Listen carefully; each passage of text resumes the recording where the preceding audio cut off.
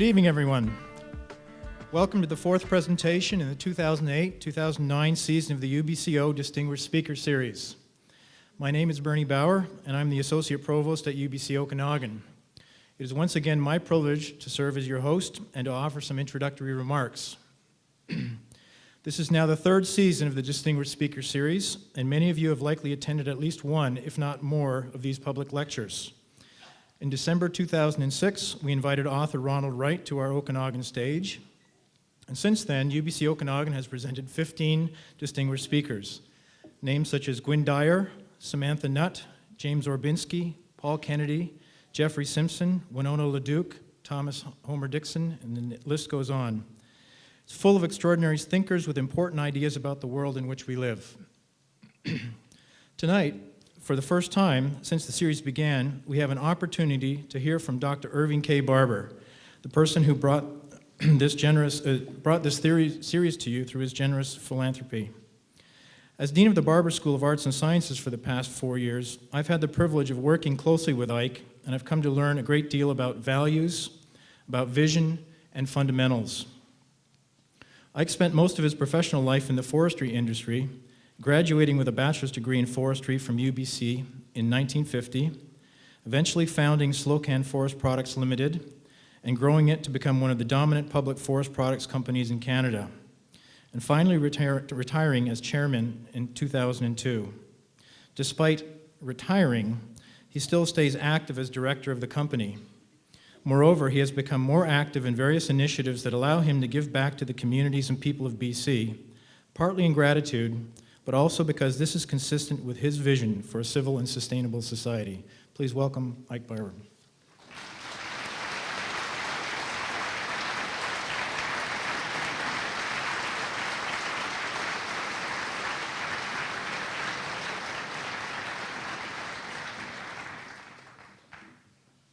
Good evening, ladies and gentlemen. I spoke, I think, about a year ago to an audience such as this, either in this hall or the next hall, and it had to do with, there was 3 medical doctors, and they came down from Vancouver to speak to this audience, and they had spoken to another overflow audience in Vancouver, and if some of you can remember, the subject they talked about was remembering forgetfulness, or how to deal with forgetfulness, a very popular topic. I have been persuaded, and I underline the word persuaded, to give you a talk this evening with respect to the experience I have had in transforming visions into realities. So this is my experience with that. And this started up back in the year 2000, when Martha Piper, the then president of the University of British Columbia, and the then head librarian, Catherine Quinlan, started to transform the old historic public library at the University of British Columbia that many of you will remember. They wanted to transform that building into a new 21st century learning center.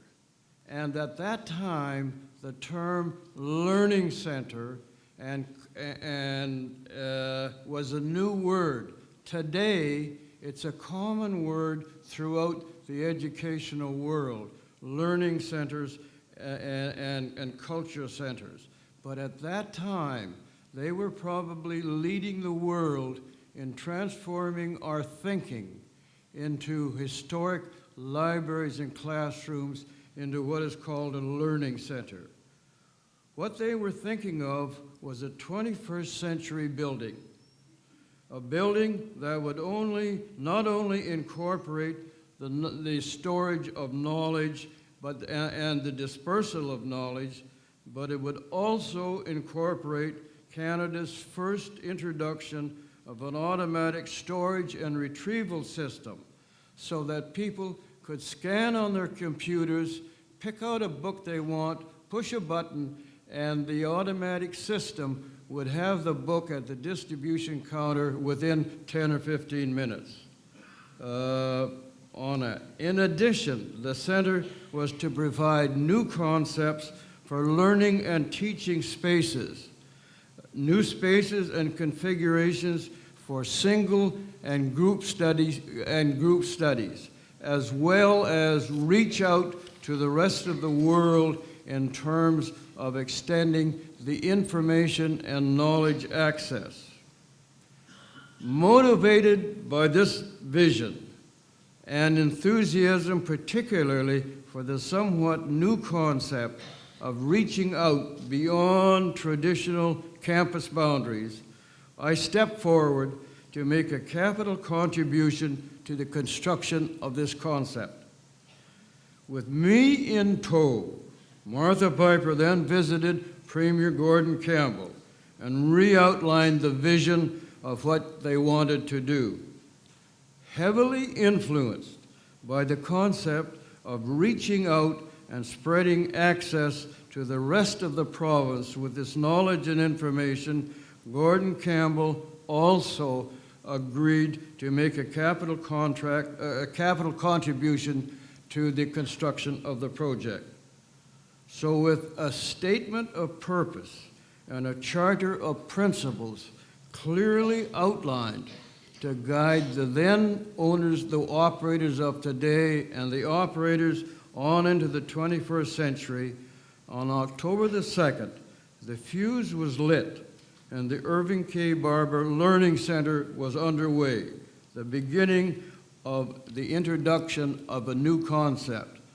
That was my first vision in starting.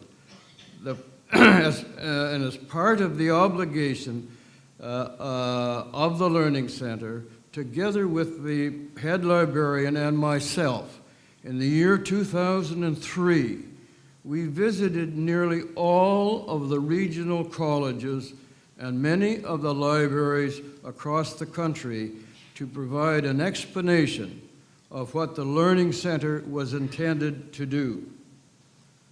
There were two significant human interest events that happened during this trip. Let me relate them to you. While we were up in Terrace, BC, a group of elderlies from the Aboriginal communities approached us and asked for a meeting. They almost tearfully said that they were concerned that they were losing their language because the young people were not picking it up.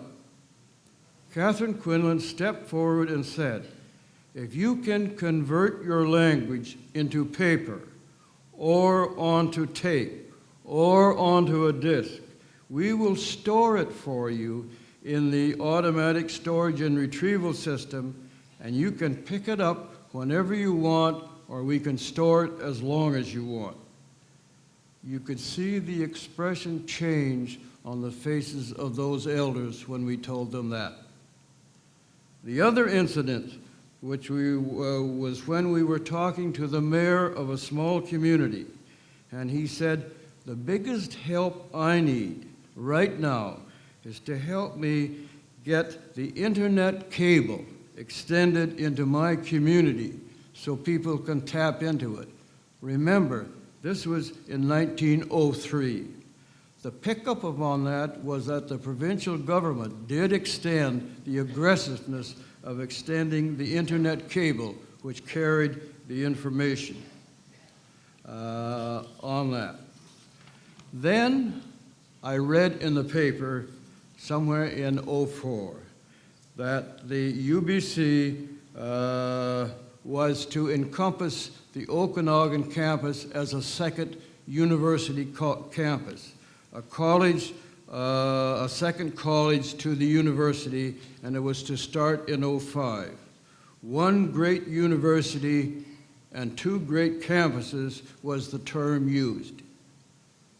I spent some time reflecting on this, and then I went to Martha Piper and I said how impressed I had become with the college system throughout the province. So what if we gave an endowment to this new campus, a private endowment over and above the public funding budget, what are the exciting things that you could do? It would create, and these are my words, it would create a spike of excellence which would pull up the educational level, the educational demands throughout the whole province. But we would need a private endowment over and above the public funding to do this. Martha Piper and the then Provost Barry McBride spent some time identifying the things that they could do with this special private fund. The next question was, well, and how much money will it take? And the answer came back, $15 million. So I said, well, if I do 10, will you do 5? So as to create a special spike of excellence, or a Princeton of the North, if you will, to pull the whole educational level up. This was vision number 2. Martha Piper agreed, but I had also had a second thinking of this, and that I said, we have to do something to reflect and encourage all of the other regional colleges. We can't concentrate on just one. So in a planning meeting with Gordon Campbell, I identified the need to do something applicable to all of the regional colleges across the province. We came up with the idea of scholarships that would encourage students to start at their local colleges, but go on to a university of their choice to finish their degrees. And I made the point that in the process of deciding the winners of these scholarships, going home and milking the cows and feeding the chickens, as many of the college students have to do across the north part of our province, would count as a qualification. Everybody laughed, but it was built into the system. Martha quickly figured out with her BlackBerry that if we needed a $15 million endowment, it would provide 150 scholarships of $5,000 each per year. Remember, this is based on 2004 industry or economic levels of concentration. Sometime later, October 4 of 2004, Gordon Campbell, through the Ministry of Advanced Education, announced an endowment of $15 million to create an Irving K. Barber, British Columbia Scholarship Society. So yet another vision was lit. So that is the vision part of my story. We had 3 visions underway. 1 in 2002 and 2 in 2004. Now let me tell you where the realities of this are, where we are here in 2009. In 2008, the Irving K. Barber BC Scholarship Program has been operating since 2006. And in 2008, it awarded 85 scholarships of $5,000 each. 13 of these scholarships were granted to winners here in the college in the Okanagan. And of the 13, 12 elected to go on to the university of their choice, UBC Okanagan. The other person elected to go on to the University of Victoria. So that was one. The Irving K. Barber Okanagan School of Arts and Science has been running since it opened in 2005. And I understand the enrollment increases each year with students from all across Canada are coming to this exciting campus environment. But let me tell you an experience I observed some months ago at what's called a meet and greet session sponsored by the then dean of the school. There was a very exciting young lady standing up and telling us of her experiences in the thinking and the requirements of a scientific skill that was needed to mix up a special type of red paint. And from this special red paint that she developed scientifically, she put back on her artist hat and did a number of paintings using her red paint. The point of it being an exact example of the enthusiastic and the spirit of excitement when people start mixing arts and science together. So that, to me, was one measure of satisfaction. Then, of course, there is the Irving K. Barber Learning Center at UBC Vancouver. It's had its grand opening in April of 2008, somewhat later than expected due to heavy construction problems in preserving that very heritage core that was built, the second building built out at UBC campus in 2000, or way back in 19-something, and many of you will remember that. But again, this building is fulfilling its objective, and it's overrun by students, almost 24 hours a day, looking for places to sit and study and use these combined single study, group study spaces for teaching and studying. So that's my story. 3 visions, if you will, and now they are all 3 solid realities, up and running. But there's one more important transition I want to add to this, and that is myself. I'm 85 years old. I spent 60 years in the forest products business, as was told. I've spent the last 7 or 8 or 9 years principally in the educational field, getting knowledge and experience and awareness. And I continue to be impressed that the importance that we all have as a society is to keep the support of our educational system across the province and across Canada underway. And particularly as you see the experience of what has happened below us in the United States, the importance of thinking and communication is an absolute necessity for us all to increase the emphasis on, both in our families, in our high schools, and in our universities. We all should be taking Thinking 101, and we all should be taking Communications 101. That's my thought. That's my experience. Thank you very much.